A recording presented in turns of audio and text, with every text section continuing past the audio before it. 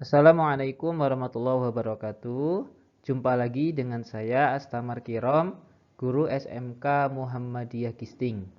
Kali ini kita akan belajar tentang pendidikan agama Islam jenjang SMK kelas 10.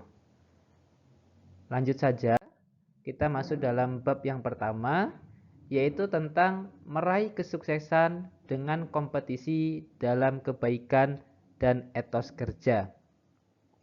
Yaitu kali ini kita belajar di bagian yang pertama. Bagian pertama ini kita akan membahas materi tentang, yaitu yang pertama adalah tentang Quran Surat Al-Ma'idah ayat 48 tentang kompetisi dalam kebaikan. Yang selanjutnya Quran Surat At-Taubah ayat 105 tentang etos kerja. Yang pertama, kita akan membaca terlebih dahulu ayat tentang kompetisi dalam kebaikan, yaitu Quran Surat Al-Ma'idah ayat 48. A'udzu billahi minasyaitonir rajim. Bismillahirrahmanirrahim. وَأَنزَلْنَا إِلَيْكَ الْكِتَابَ بِالْحَقِّ مُصَدِّقًا لِمَا بَيْنَ يَدَيْهِ مِنَ الْكِتَابِ وَمُهَيْمِنًا عَلَيْهِ فَاحْكُم بَيْنَهُم بِمَا أَنزَلَ اللَّهُ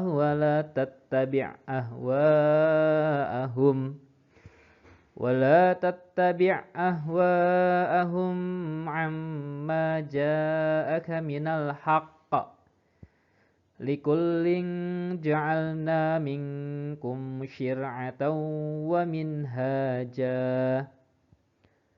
ولو شاء الله لجعلكم أمة واحدة ولكن ليبلوكم فيما آتاكم فاستبقوا الخيرات إلى الله مرجعكم جميعا فينبئكم بما كنتم فيه تختلفون.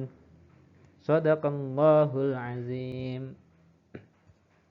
Baik, setelah kita membaca Quran Surat Al-Ma'idah ayat 48 terkait dengan kompetisi dalam kebaikan, selanjutnya kita akan mengidentifikasi hukum bacaan pada Surat Al-Ma'idah ayat 48.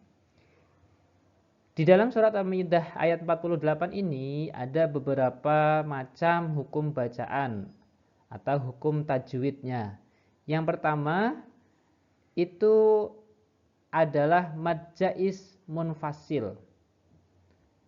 Contohnya ada pada lafaz wa anzalna ilaika.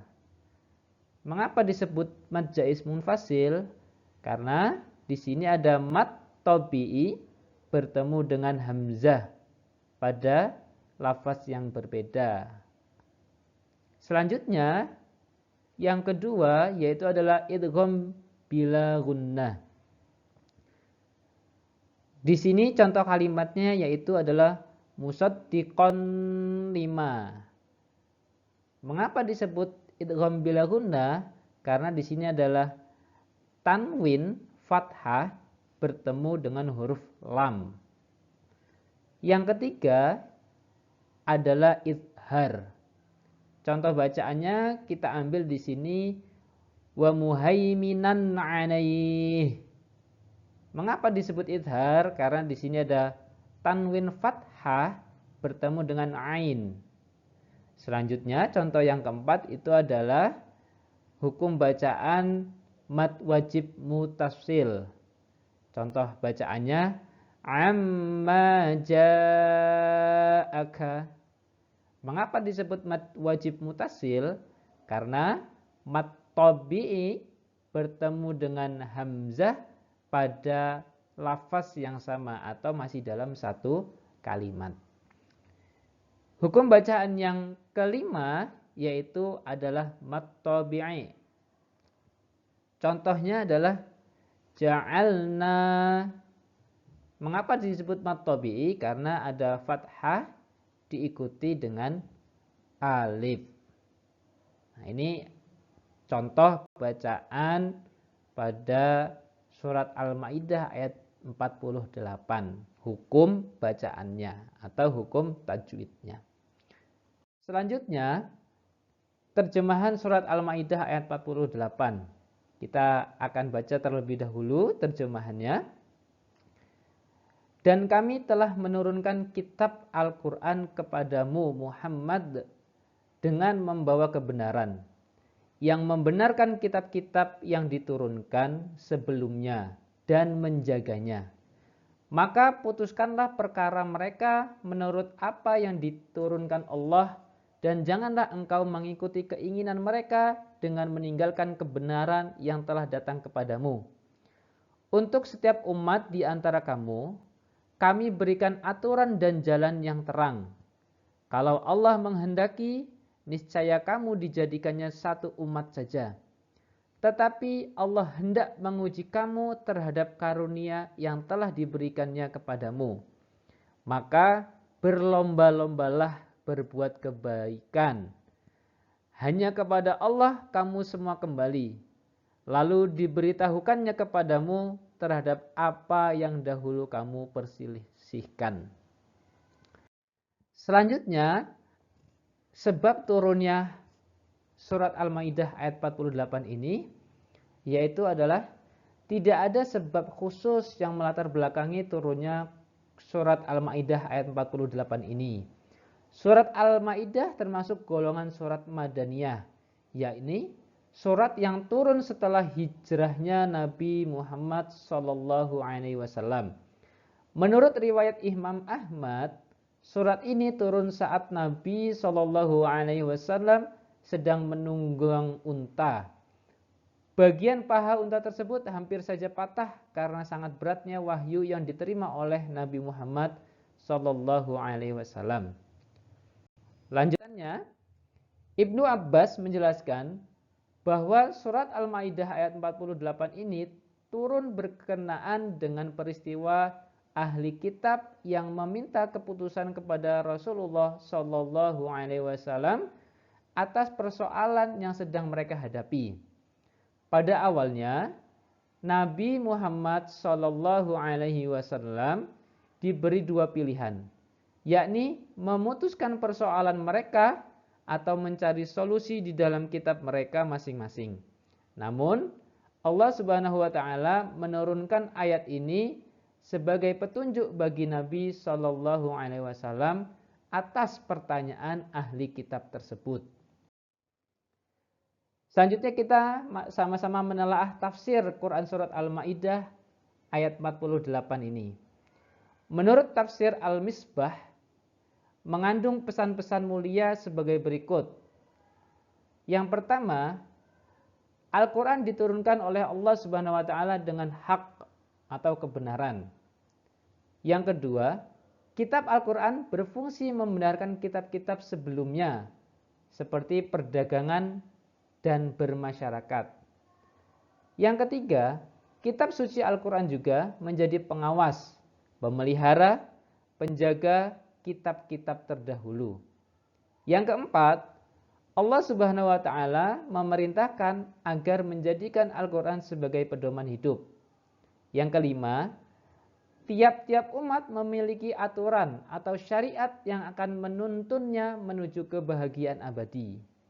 Yang keenam, Allah Subhanahu wa taala telah menjadikan syariat Nabi Muhammad SAW sebagai penyempurna syariat para nabi terdahulu serta membatalkan syariat sebelumnya.